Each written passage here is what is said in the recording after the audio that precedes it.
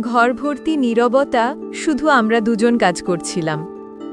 বাইরের বাতাসে জানালার পর্দা হালকা দুলছিল। দূর থেকে ভেসে আসা চাপা শব্দগুলো যেন কানে পৌঁছাচ্ছিল না। হঠাৎ দরজার দিকে তাকাতেই দেখি খালাম্মা আর তার পিছনে মিতা চুপচাপ দাঁড়িয়ে আছে। বুকের ভেতর কেমন যেন কেঁপে উঠল। আমার হাত কেঁপে গেল। মনে হলো বুকের ভেতরকার সব শব্দ হঠাৎ থেমে গেছে।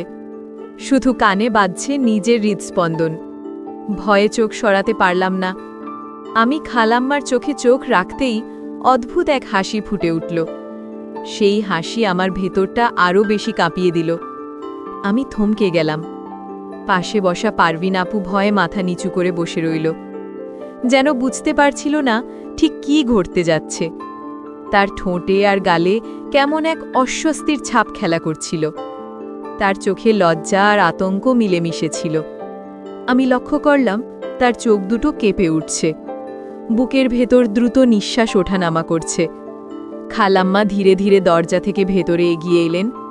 তার চোখে ছিল না কোনো রাগ, বরং এক ধরনের রহস্যময় দৃষ্টি। সেই দৃষ্টি আমাদের দুজনকে আরও বেশি অস্থির করে তুলল। তার পদক্ষেপ শোনার সঙ্গে সঙ্গে মনে হচ্ছিল মেঝে কেঁপে উঠছে। তিনি কাছে এসে দাঁড়াতেই ঘরের বাতাস যেন ভারী হয়ে গেল। আমি ভেবেছিলাম হয়তো বকাবকি হবে অথবা চিৎকার শুরু হবে, কিন্তু তার বদলে তিনি ঠোঁটে এক অদ্ভুত হাসি টেনে বললেন, ভয় পেও না, যা হবার তো হয়ে গেছে, আর লুকিয়ে রাখার দরকার নেই। কথাগুলো শুনে আমি থতমত খেলাম। বুকের ভেতর হঠাৎ ঠান্ডা ঘাম জমল। পারভিন আপুও হতবাক হয়ে মাথা তুলল, কিন্তু মুখে কোনো শব্দ বের হল না। শুধু দুচোখ বিস্ফারিত করে তাকিয়ে রইল। তার ঠোঁট কাঁপছিল। মনে হচ্ছিল কিছু বলতে চাইছে, কিন্তু গলা থেকে কোনো আওয়াজ বের হচ্ছে না। মিতা তখনও দরজার কাছে দাঁড়িয়ে মায়ের দিকে তাকাচ্ছিল। অবিশ্বাস আর কৌতূহলের মিশ্র দৃষ্টিতে তার চোখে বিস্ময় খেলা করছিল। হঠাৎ খালাম্মা আমার ঠিক সামনে এসে দাঁড়ালেন। তার উপস্থিতি এতটাই তীব্র ছিল যে আমার গলা শুকিয়ে গেল। আমি জানি না কেন, কিন্তু ভয়ের পাশাপাশি ভেতরে ভেতরে এক অদ্ভুত রোমাঞ্চ বয়ে যাচ্ছিল। মনে হচ্ছিল আমি যেন কোথাও আটকে গেছি, কিন্তু সেই আটকে পড়াতেই যেন এক ধরনের অদ্ভুত টান আছে। তার চোখের দৃষ্টি যেন আমাকে স্থির করে রেখেছিল, যেন চোখ সরিয়ে নিলে সব কিছু ভেঙে পড়বে। পারভিন আপু ধীরে ধীরে উঠে দাঁড়াতে চাইল, কিন্তু খালাম্মা হাত তুলে তাকে থামিয়ে দিলেন, যেন ইঙ্গিত দিলেন তাড়াহুড়ো করতে নেই। তার চোখের দৃষ্টি তখনও আমার উপর আটকে ছিল। ঘরের বাতাস গরম হয়ে উঠছিল। চাপা নীরবতা ভেতরের অস্থিরতাকে আরও স্পষ্ট করে তুলছিল। তারপর খালাম্মা মৃদু স্বরে বললেন, রান্নাটা শেষ করো, আমি আর মিতা এখানে থাকি। তার কণ্ঠে এমন এক দৃঢ়তা ছিল যা শুনে আমরা সবাই থমকে গেলাম।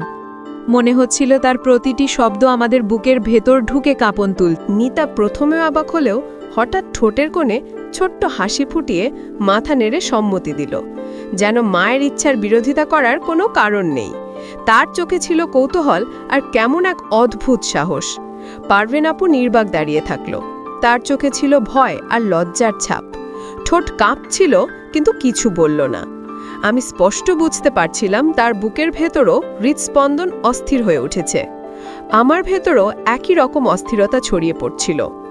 মনে হচ্ছিল সামনে যা ঘটতে যাচ্ছে তা এড়িয়ে যাওয়া সম্ভব নয়।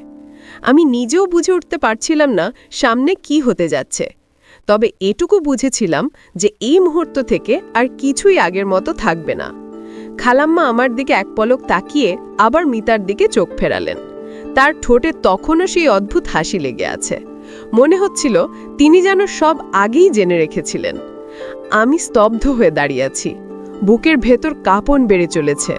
পারভিন আপু চুপচাপ দাঁড়িয়ে আছে, কিন্তু তার হাত দুটো একসঙ্গে চেপে ধরেছে। তার চোখে লজ্জা, ভয় আর কৌতূহল একসঙ্গে মিশে আছে। খালাম্মা ধীরে ধীরে আমার আরও কাছে এগিয়ে এলেন। তার ছায়া আমার গায়ের ওপর পড়তেই মনে হলো ঘরটা আরও অন্ধকার হয়ে গেছে। তার দৃষ্টি আমার ঠোঁটের ওপর থেমে থাকলো কিছুক্ষণ। আমার শ্বাস আটকে গেল। মনে হচ্ছিল আমি কিছু বলতে চাইছি, কিন্তু জিহ্বা যেন শুকিয়ে গেছে। মিতা দরজার পাশে হেলান দিয়ে দাঁড়িয়ে সবকিছু দেখছে। তার ঠোঁটে হালকা হাসি, চোখে উজ্জ্বল কৌতূহল। খালাম্মা হঠাৎ মৃদুস্বরে বললেন, ভয় পাচ্ছিস কেন? আমি তোকে শাস্তি দিতে আসিনি, আমি শুধু দেখতে চাইছিলাম তোরা কতটা সাহসী। কথাগুলো শুনে বুকের ভেতর কেঁপে উঠল।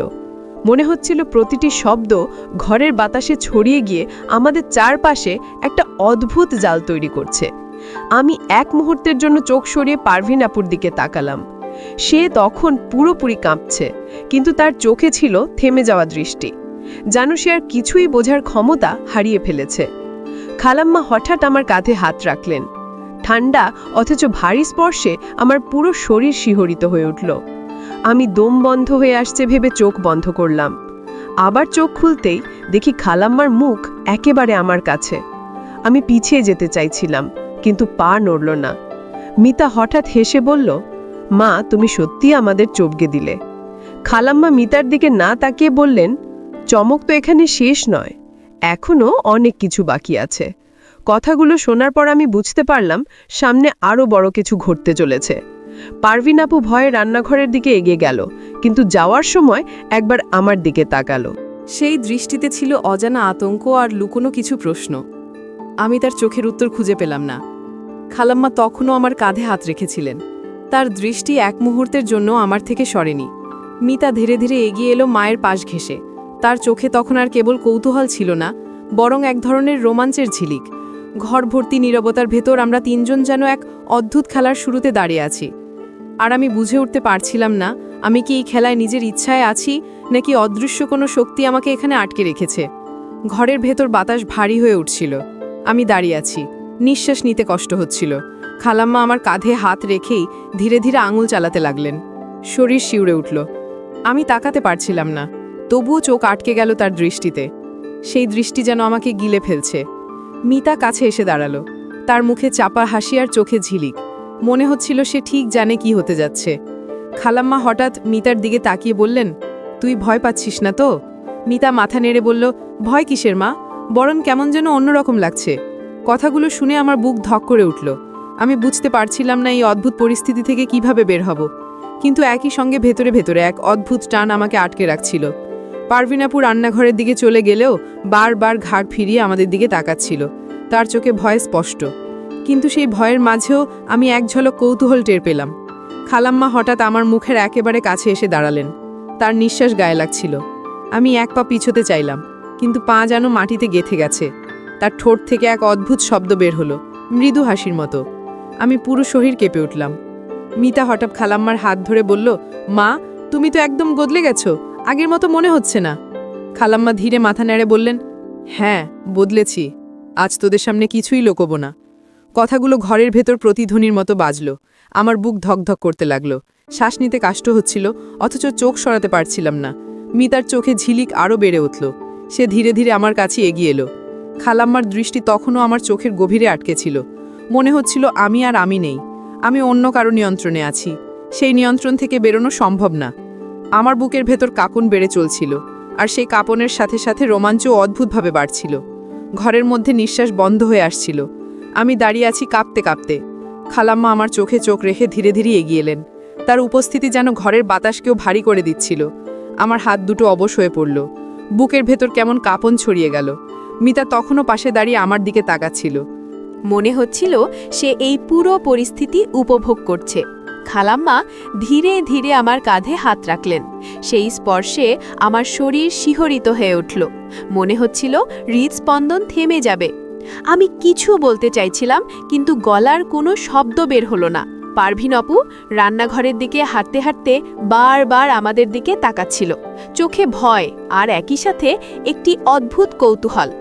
খালাম্মা হঠাৎ আমার কানে ধীরে বললেন, ভয় পাও না, আমি তোকে ভয় দেখাতে আসিনি, শুধু চাই দেখতে তুমি কতটা সাহসী। কথাগুলো শুনে আমার বুক ভেতর আরও কাঁপল। মনে হচ্ছিল প্রতিটি শব্দ আমার শরীরের মধ্যে ঢুকে এক ধরনের টান তৈরি করছে। মিতা হঠাৎ বলল, মা, আমি তো চাই।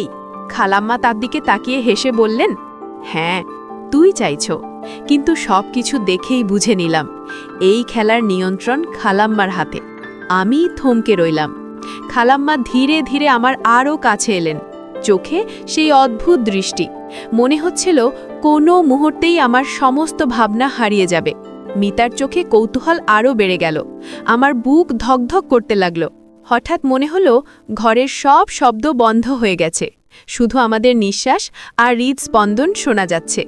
খালাম্মা আবার বললেন, ভয় পাবার দরকার নেই, যা হওয়ার সেটা তো হয়েই যাবে। আমি দাঁড়িয়ে থাকলাম অবশ হয়ে।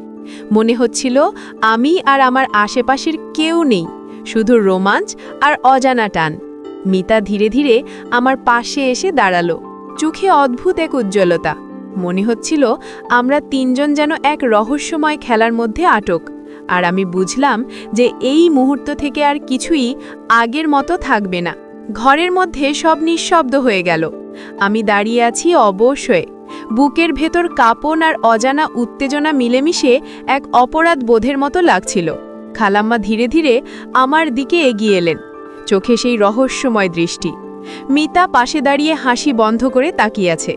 পারভিন আপু এখনও রান্নাঘরে দাঁড়িয়ে, চোখে ভয় আর কৌতূহল। খালাম্মা হঠাৎ বললেন, এবার আর কিছু লুকানোর দরকার নেই, যা হলো তা হলো। আমি থমকে গেলাম। মনে হচ্ছিল সব মুহূর্তের উত্তেজনা একসাথে ধেয়ে এসেছে। তার কথার পর ঘরের বাতাস হালকা হয়ে গেল। আমার শরীর ধীরে ধীরে শিথিল হতে লাগল। মিতা আমার দিকে তাকিয়ে হেসে বলল, সব ঠিক আছে। খালাম্মা ধীরে মাথা নেড়ে সম্মতি দিলেন। মনে হলো সব টেনশন যেন হালকা হয়ে গেল। আমি শ্বাস নিতে পারছি। বুকের ভেতর অদ্ভুত এক রোমাঞ্চ রেখে সব ঠিক হয়ে গেল। পারভিন আপু রান্না শেষ করে আমাদের দিকে তাকালো। চোখে ভয় আর অদ্ভুত কৌতূহল এখনও আছে, কিন্তু বুঝলাম এবার আর কোনো উত্তেজনা বা অস্থিরতা নেই। আমরা সবাই এক রোমাঞ্চকর মুহূর্তের শেষে শান্তি পেলাম। ঘরের বাতাস ধীরে ধীরে স্বাভাবিক হয়ে গেল। মনে হলো সবকিছু আগের মতো স্বাভাবিক, তবে সেই অদ্ভুত টান আর রহস্য আমাদের মনে দীর্ঘ সময় ধরে থাকবে। আমরা সবাই জানতাম যে এই মুহূর্ত কখনো ভুলব না। সব কিছুর পর ঘরে আবার নীরবতা নেমে এলো, তবে সেই নীরবতার ভেতর এখন আর ভয় নেই, শুধু অদ্ভুত এক উত্তেজনা আর স্মৃতিতে থেকে যাওয়া।